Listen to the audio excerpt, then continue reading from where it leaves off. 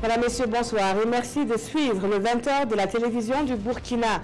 À la une de l'actualité ce soir, vers un dénouement de la crise qui prévaut aux abords du barrage de Samandéni, les populations affectées par la construction de ce pôle de croissance dans les hauts bassins en appellent à la médiation coutumière.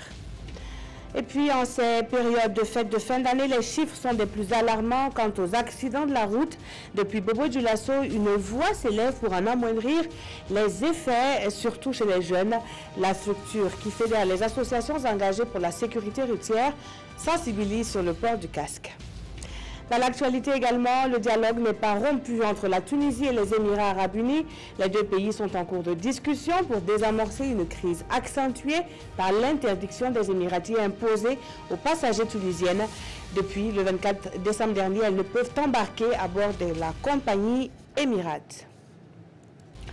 Bienvenue à tous. Les membres de la coalition contre le mariage des enfants mettent la pression pour l'adoption d'un nouveau code de la famille. Ce matin, ils étaient accompagnés de l'épouse du chef de l'État pour une visite de courtoisie à l'Assemblée nationale. Le point avec Roger Bebamba et Nathalie Sawadogo. Plus de 52% des femmes sont mariées avant l'âge de 18 ans et 10% avant l'âge de 15 ans, surtout en milieu rural. Ces chiffres sont de l'UNICEF qui affirme que le problème de mariage précoce ou de mariage d'enfants se pose avec acuité au Burkina Faso. C'est donc ce dossier qui a conduit l'épouse du chef de l'État à l'hémicycle. Accompagnée des membres de la coalition pour la lutte contre les mariages de jeunes filles, Sika Kaboré est allée mener le plaidoyer au niveau de l'Assemblée nationale. Il s'agit principalement d'organiser un plaidoyer ici même au niveau de l'Assemblée nationale pour sensibiliser nos honorables députés sur la question des mariages d'enfants et voir avec eux comment est-ce qu'ils peuvent accélérer le processus d'adoption du nouveau code des personnes et de la famille. Comme vous le savez, ce code a été révisé et jusqu'à présent est en attente d'être adopté dans son nouveau format. Donc il s'agit pour nous d'une question importante puisqu'il s'agit de relever l'âge du mariage des filles au Burkina Faso. Une préoccupation qui rencontre l'assentiment du président Alassane Bala Sakandé. Il a été sensible donc à nos préoccupations et il nous a promis de s'atteler à voir comment organiser très rapidement cette séance de plaidoyer que nous appelons de tous nos voeux. Il nous a promis d'être présent lui-même à cette occasion. Alassane Bala Sakandé promet aussi rencontrer les premiers responsables des différents ministères concernés par la problématique afin que la loi sur le code des personnes et de la famille soit à l'ordre du jour de la session qui va débuter en mars prochain. Le Fonds des Nations Unies pour l'alimentation et l'agriculture est le nouveau chef de file des partenaires techniques et financiers. À travers son représentant résident, la FAO rassure que l'exécution des programmes portés par le ministère de l'Agriculture seront suivis. C'était au cours d'une rencontre entre ce département et ses PTF, compte rendu avec Issaka Fando et Ismaël Diloma Sirima. Échanges et discussions pour ajuster et redresser les programmes de développement rural. Ainsi se résume le menu de cette rencontre entre le gouvernement et les partenaires techniques et financiers. Les différentes parties vont porter leur attention sur l'état d'avancement de certains programmes. C'est le programme national du secteur rural, c'est la politique sectorielle de ce secteur-là pour lequel nous nous réunissons aujourd'hui. Nous allons regarder ça, on est à quel niveau? Est-ce qu'il y a des aménagements à faire, des améliorations à apporter? Cette rencontre entre le gouvernement et les partenaires techniques et financiers au profit du développement rural se veut périodique. Nous avions pensé que trimestriellement nous pouvons nous rencontrer et voir dans quelle mesure nous avons pu faire des actions et voir dans quelle mesure il y a des difficultés, voir dans quelle mesure nous pouvons résoudre ces difficultés ensemble et s'il y a des points positifs que nous puissions nous encourager justement à faire en sorte que ces points positifs puissent être renforcés. Cette réunion va permettre aux différentes parties de se doter d'un calendrier pour 2018. Un agenda qui, selon le ministre de l'Agriculture, permettra de réguler les actions à mener. Les populations affectées par la construction du barrage de Samandeni sollicitent la médiation d'un chef coutumier. Elles veulent résoudre la crise qui prévaut quant à leur indemnisation. Le président du cadre de concertation de ces populations a ainsi été reçu par le chef des Bobo Mandare. Précision signée Karim Ilboudo et Rachid Savadogo. Le cadre de concertation des populations affectées par la construction du barrage de Samandeni chez le chef suprême des Bobo Mandare, accompagné des autorités coutumières et religieuses des 12 villages affectés par les eaux du barrage, la délégation dit être venue prêter main forte pour faire face à la situation qui prévaut actuellement. Dans l'actualité de ces 2 temps, nous avons vu des gens qui se proclament être affectés par le barrage de Samandeni et qui s'organisent à tous les niveaux pour dire qu'eux aussi ils ont droit à une forme d'indemnisation. Ça ne nous dérange pas parce que si quelqu'un peut revendiquer au niveau de l'État et obtenir ce qu'il doit avoir, ça ne nous dérange pas. Le drame, c'est qu'il continue de s'en prendre au cadre de concertation en tant que structure dirigeante des populations affectées, alors que nous, on ne les reconnaît pas comme des populations résidentes dans la cuvette du barrage de Samandeni. Il continue à agresser nos populations verbalement. Il continue à menacer, à profiter des menaces sur nos populations. Et aujourd'hui, nous avons voulu rencontrer la presse pour prendre l'opinion nationale à témoin. C'est pour ça que nous sommes passés sur le chef de canton pour attirer son attention sur les dangers de tels comportements. La délégation du cadre de concertation a saisi l'occasion pour éclairer la lanterne de l'opinion publique sur le rôle précis dans la réalisation du barrage de Samandeni. Le cadre de concertation que nous dirigeons a été simplement choisi pour accompagner le projet dans la mise en œuvre du protocole, parce que les audits qui avaient été faits avaient révélé qu'il y avait beaucoup de faux à l'intérieur du recensement. Les audits qui avaient été faits ont révélé qu'il y avait beaucoup de choses qui ne résidaient pas dans la cuvette et qui avaient été déjà payées. Donc on a mis le cadre de concertation pour accompagner le programme afin de s'assurer que les mesures vont profiter directement aux vraies populations affectées. S'adressant à la délégation, le chef suprême des Bobo Mandare invite les différents protagonistes au calme et à la cohésion. Un message qui semble être entendu par les visiteurs. L'eau de Samandeni offre des perspectives à ces populations. L'eau potable, elle, est la denrée rare dans d'autres régions du Burkina. C'est pourquoi l'IJACO, des journalistes africains engagés pour le développement, veulent relayer les bons exemples. Ils étaient sur le terrain pour en apprendre plus sur l'accès à l'eau potable. À leur suite, le reportage de Yacouba Gamene et Maxime Zongo. L'eau et surtout l'eau de qualité, c'est la vie. Et pourtant, elles sont encore nombreuses les localités où obtenir ce liquide précieux relève d'un parcours de combattants. Au nombre des initiatives pour atténuer la misère des consommateurs, la multiplication des forages qui malheureusement dans la plupart des cas ne font pas long feu pour cause de mauvaise gestion. C'est en cela qu'est né le projet Recherche-Action pour contribuer à apporter une réponse à la problématique. La recherche-action était venue donc de l'idée que ici au Burkina, on a entre 11 et 12% des pompes à motricité humaine qui sont en panne. Donc à l'heure où je vous parle, il y a au moins 5200 pompes qui ne fonctionnent pas, alors qu'il y a eu des investissements autour de ce point d'eau-là. La trouvaille associait le secteur privé à la gestion de ces points d'eau. Et c'est Vernier qui a été retenu pour le suivi et la gestion de ces forages. Qu'est-ce que nous faisons concrètement? Le rôle du fermier, c'est-à-dire celui qui a le contrat d'affermage à la commune, c'est d'assurer l'entretien courant des infrastructures qui lui ont été confiées par la commune en vue d'une gestion durable de ces infrastructures-là. À terme, ce projet vise à accroître l'accès à une eau potable de manière durable dans les communautés rurales. Le centre-ouest et les cascades sont les sites pilotes de ce projet. Dans le but de toucher du doigt les réalisations sur le terrain, l'IJACO, l'initiative des journalistes africains pour la coopération et le développement, était du 19 au 21 décembre dernier dans le centre-ouest. Depuis longtemps, le gouvernement s'est engagé dans un processus pour améliorer la gestion des ouvrages.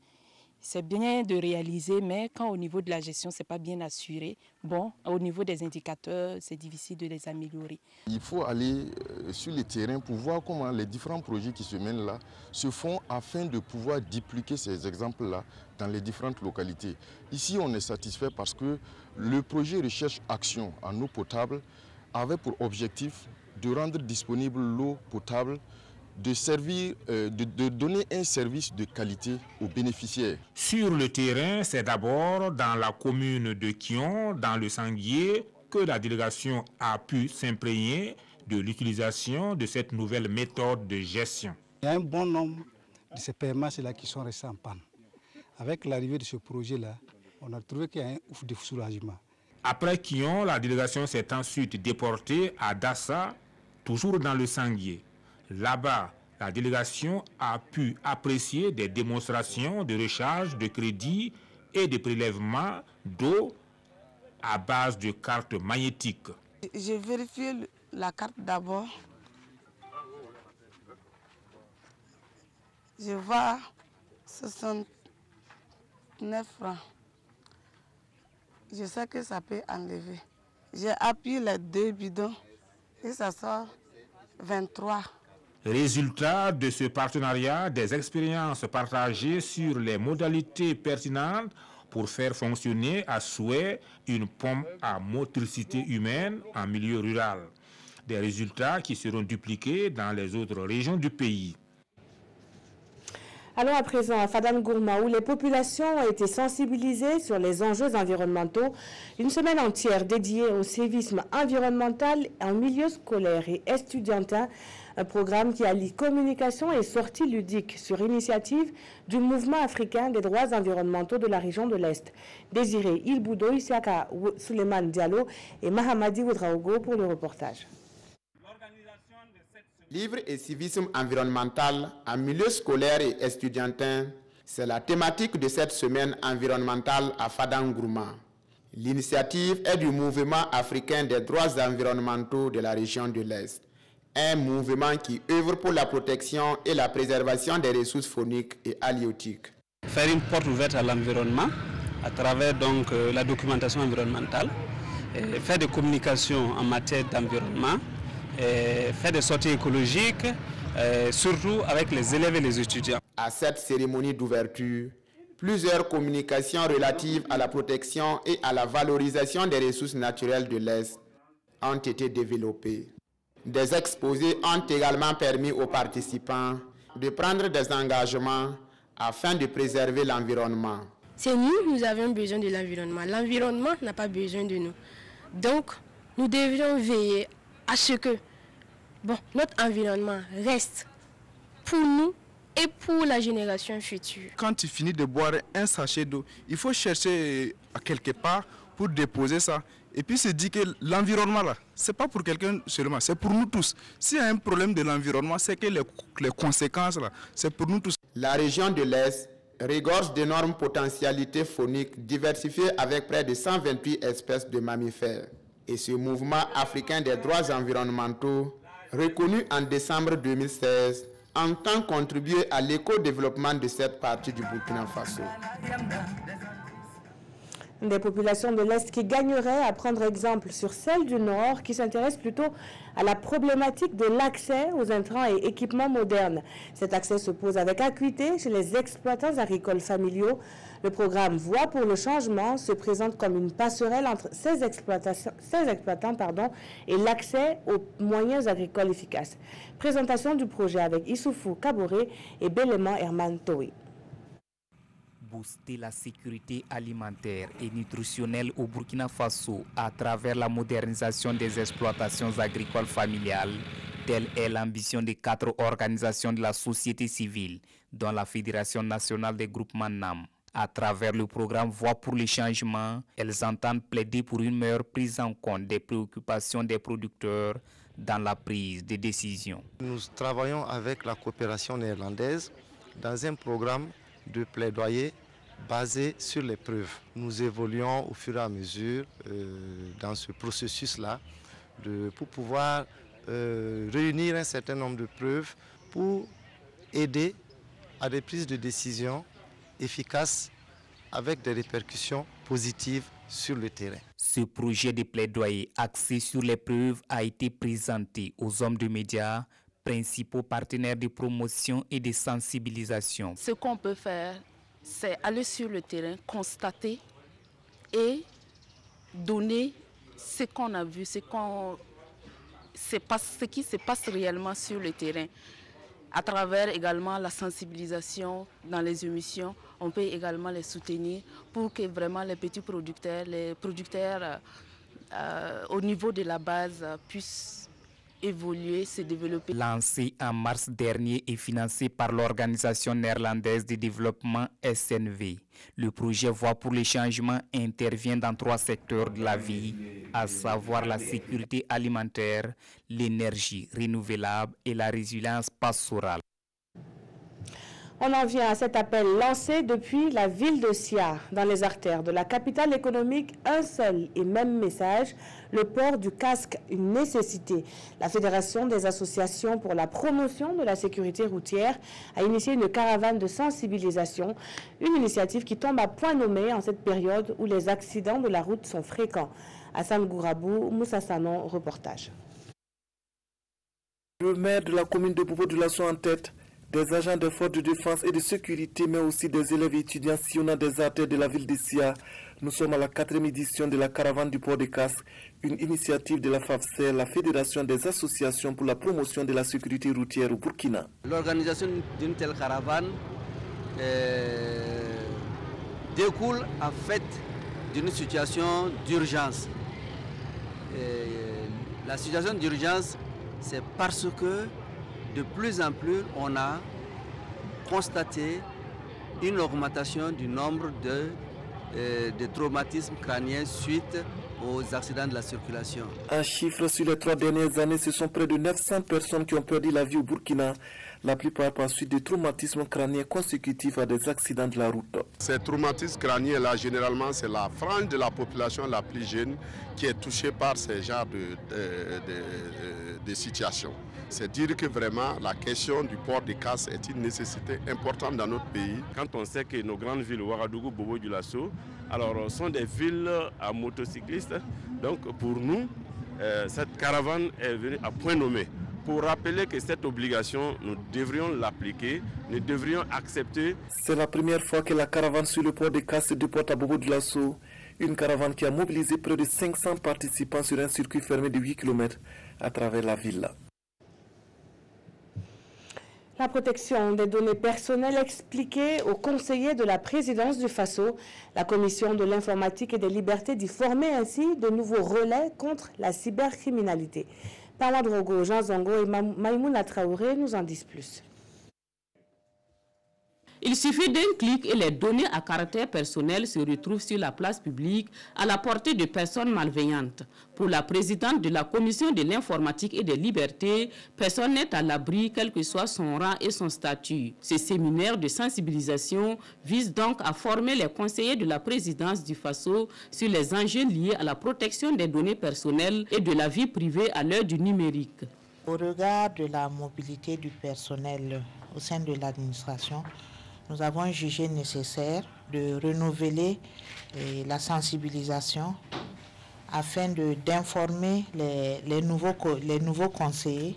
La loi portant protection des données à caractère personnel prévoit des droits pour les personnes dont les données sont protégées. D'abord qu'ils connaissent ces droits, ils connaissent également les obligations des responsables du traitement, qu'ils sachent se protéger et des attaques de la cybercriminalité, de différents modes de la société de l'information aujourd'hui. La formation porte sur le cadre juridique, la sécurité des systèmes d'information, les comportements à risque à éviter et l'usage du téléphone portable. Ce sont des outils que nous utilisons quotidiennement.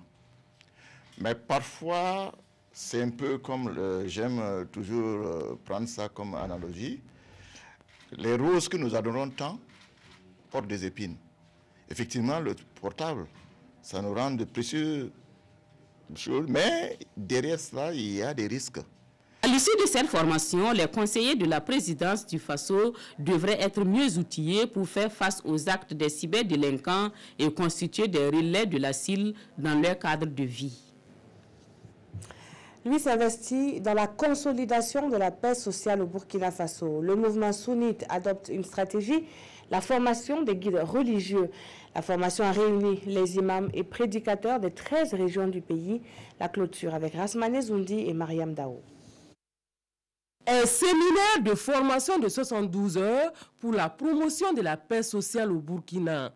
C'est une initiative du mouvement sunnite du Burkina Faso qui réunit les imams et prédicateurs des 13 régions du pays.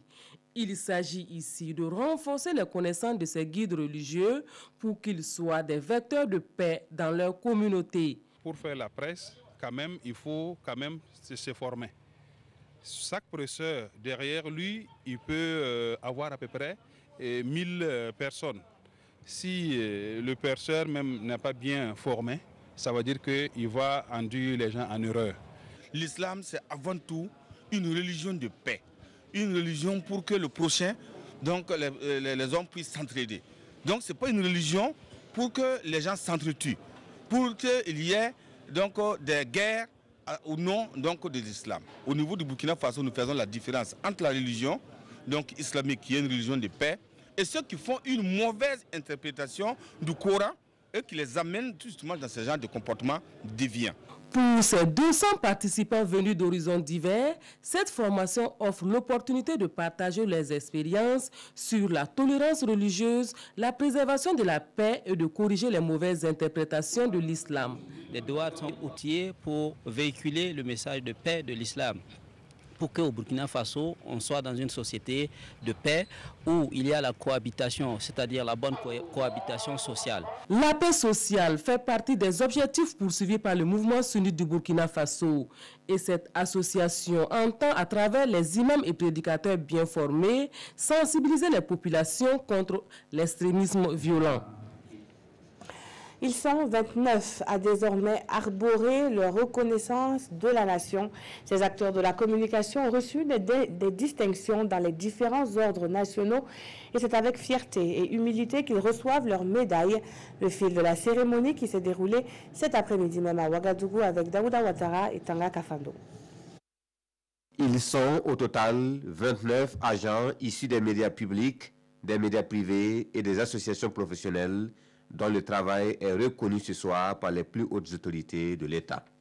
29 récipiendaires, dont un dans l'ordre national et 28 dans l'ordre du mérite, avec agrafe, radio, télévision et presse écrite. Des distinctions qui viennent après de longues années de service et de sacrifice. J'ai commencé ce métier de journaliste là dans cette cour. Alors, et aujourd'hui, c'est génial pour moi. Revenir dans cette cour pour recevoir une décoration après plus d'une vingtaine d'années de travail, ce n'est que de la joie. Et c'est en même temps une invite, quand il nous reste encore du chemin à parcourir, donc c'est une invite à mieux faire. Pendant des années, vous travaillez, vous ne savez pas qu'on vous suit, vous ne savez pas ce que pensent les autorités de ce que vous menez comme activité. Et quand on vous appelle, qu'on vous honore, on vous décore, je crois que c'est une immense joie qui nous anime. Cette distinction, elle n'est pas d'abord pour moi, elle est avant tout pour toute mon équipe qui, nuit et jour, s'investissent à travailler pour m'accompagner dans tout ce que nous faisons. Pour le premier responsable du ministère, ces moments constituent de belles occasions pour magnifier les femmes et les hommes qui, au prix de leur vie, travaillent à donner l'information. C'est la reconnaissance du mérite d'agents qui, parfois, dans des conditions très difficiles, arrivent à porter cette communication à l'endroit des populations, arrivent à être le canal par lequel les populations expriment également leurs revendications, leurs attentes, leurs sentiments. C'est une reconnaissance de l'État, de la nation, à des travailleurs méritants. La remise de ces distinctions est devenue une coutume au ministère en charge de la communication et depuis 13 ans, ce sont 102 décorations qui ont été remises aux acteurs de la communication. Et nous restons encore au département de la communication où un nouveau cadre de dialogue a été constitué. La toute nouvelle mutuelle des travailleurs entend renforcer la communication en son sein. Présentation des membres avec Mathias Drabo et Tanga Kafando. De cette Assemblée générale est née une nouvelle structure, la mutuelle des travailleurs des agents du ministère de la Communication et des Relations avec le Parlement. Dirigée par un organe de 6 membres, la mutuelle a pour mission de travailler à la consolidation des liens de solidarité entre les agents du ministère. Nous avons un rôle de pionnier et en tout cas la suite dépendra donc de l'élan que nous allons impulser à cette mutuelle-là. Et raison pour laquelle je vais inviter tous les collègues, membres du bureau qui ont été élus ce soir-là, à se mettre à la tâche pour que nous puissions mériter la confiance des agents et des autorités du ministère. L'équipe peut également compter sur les responsables du département qui s'engagent déjà à l'accompagner dans ses actions. Si l'administration a suscité, à porter et accompagner la mise en place de la mutuelle, c'est que l'administration vraiment est prête à accompagner toute action qui devrait permettre à la mutuelle d'être viable. Vous avez vu que le ministre lui-même, en ouvrant la séance, a avancé déjà 1 million de francs CFA pour soutenir la mutuelle.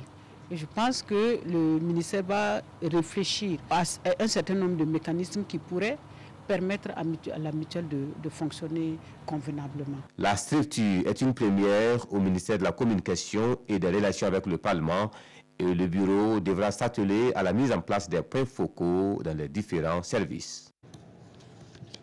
Hors de chez nous et en bref, les Libériens se sont mobilisés ce mardi pour choisir leur nouveau président. Ils ont dû choisir donc entre la légende du football George Weah et le vice-président sortant Joseph Boakai.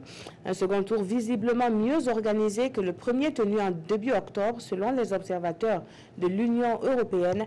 Des observateurs qui notent tout de même une légère baisse de participation à ce second tour. Les challengers ont tous deux appelé les électeurs à un respect du scrutin afin que celui-ci se déroule de façon pacifique. Après des semaines d'imbroglio juridique nés de la contestation des résultats du premier tour, les urnes vont enfin désigner donc le successeur d'Ellen Johnson Sirleaf. Le ministère des Affaires étrangères tunisien se veut rassurant. La Tunisie et les Émirats arabes unis sont en cours de discussion pour désamorcer une crise dont les réelles raisons sont encore floues.